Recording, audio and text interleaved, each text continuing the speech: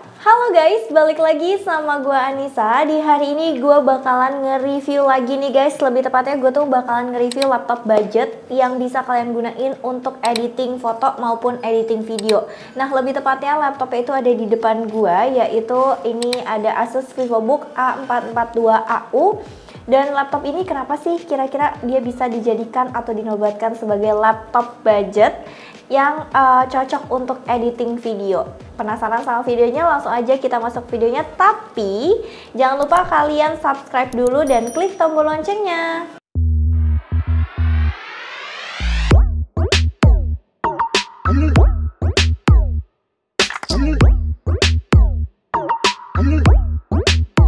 Nah, laptop ini tuh adalah laptop yang pertama kali dirilis di tahun 2017 dan laptop ini termasuk laptop middle class yang menawarkan performa yang mumpuni banget buat kalian pakai sehari-hari sekaligus untuk editing, khususnya kalau kalian yang mau editing video. Build quality dari laptop ini tuh menurut gue memang cukup bagus. Laptop ini juga terasa kokoh, yang emang kelihatannya tuh kayak laptop bodybuilder gitu ya, nggak mudah penyok.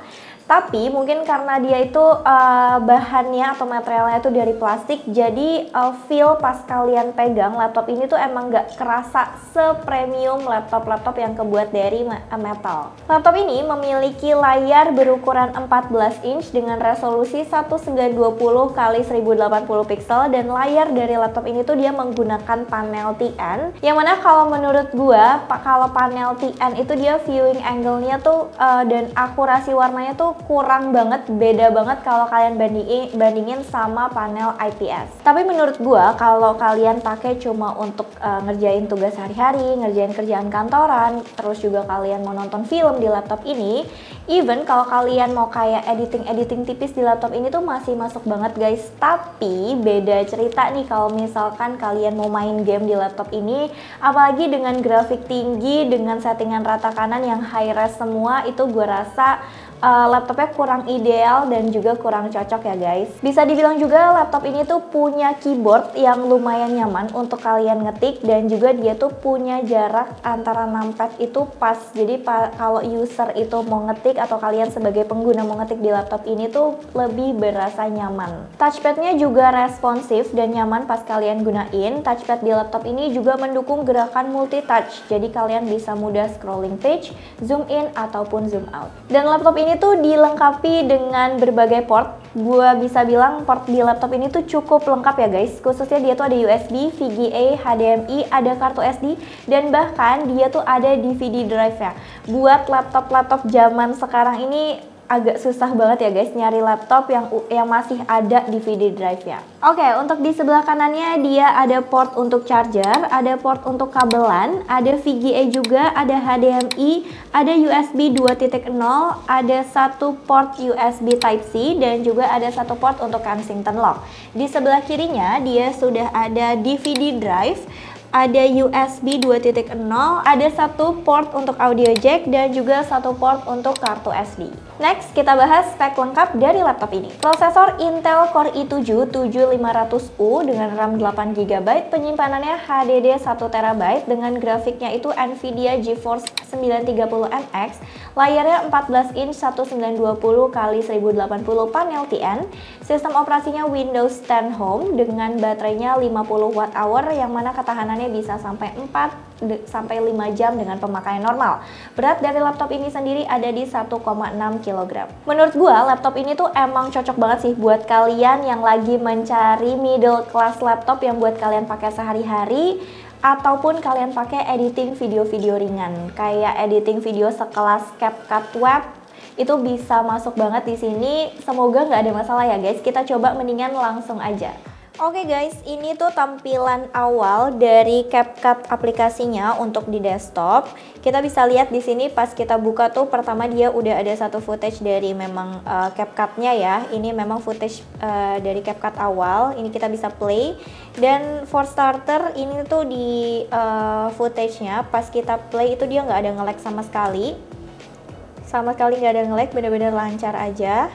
Ini baru awal footage yang kita play dari CapCut-nya. Sekarang kita mau coba import footage yang dari kita sendiri ya. Caranya itu dia ada dari sebelah kiri atas, kita tinggal klik impornya. Kita tinggal pilih yang mau kita import. Di sini kita drag dulu dan open. Nah, untuk kalian bisa lihat sendiri importnya sendiri ini tadi nggak ada nge-lag sama sekali ya, benar-benar lancar banget. Dan coba kita mau drag ke timelinenya. Ya, oke, setelah drag pun nggak ada nge-lagnya. Kita play dari awal, benar-benar sampai akhir kita tambahin.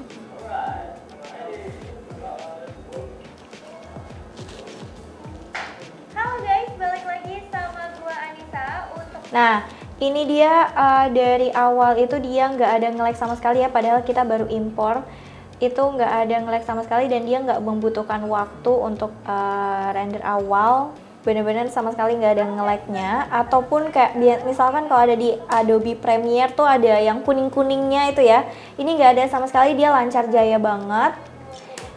Kita sekarang mungkin coba untuk trim kali ya. Kita split atau kita trim dari footage-nya.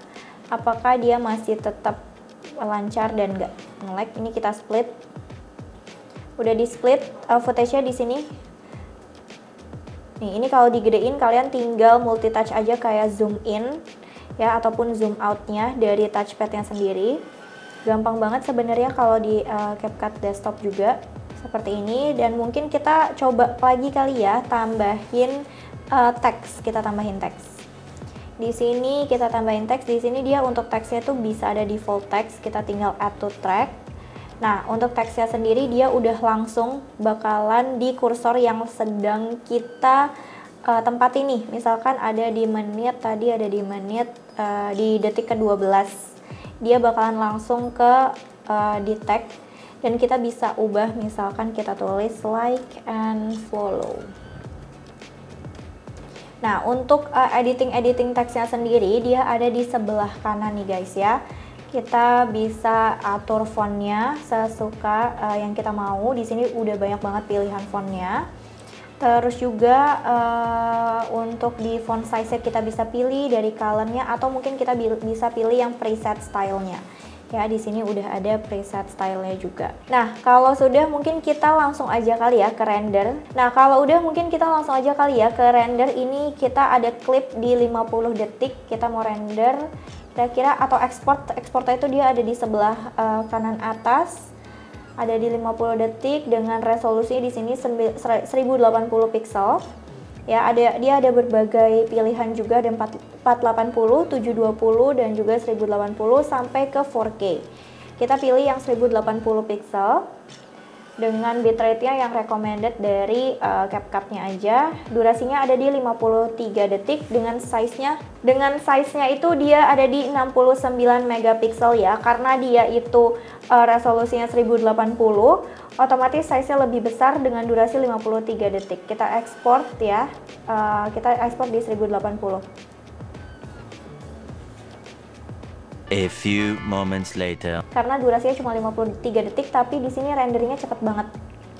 Tuh, mungkin gak sampai kayaknya 3 detik, 5 detikan kali ya. Tadi tuh ada di sekitar 5 detik. Dan ini kita udah masuk di sini. Dan sebenarnya di sini kalau misalkan kita pakai yang Pro, kita bisa langsung ke generate ke TikTok video size yaitu 9:16. Kita juga bisa langsung share ke TikTok desktopnya, dan di sini kita bisa langsung nemuin file kita tuh udah ke save di folder. Oke, kita udah tahu gimana sih laptop ini kalau kita pakai untuk editing CapCut di desktop atau di web. Nah, mungkin langsung aja kali ya kita mau next lagi nih buat dengerin audio dari laptop ini gimana sih, bagus atau enggak.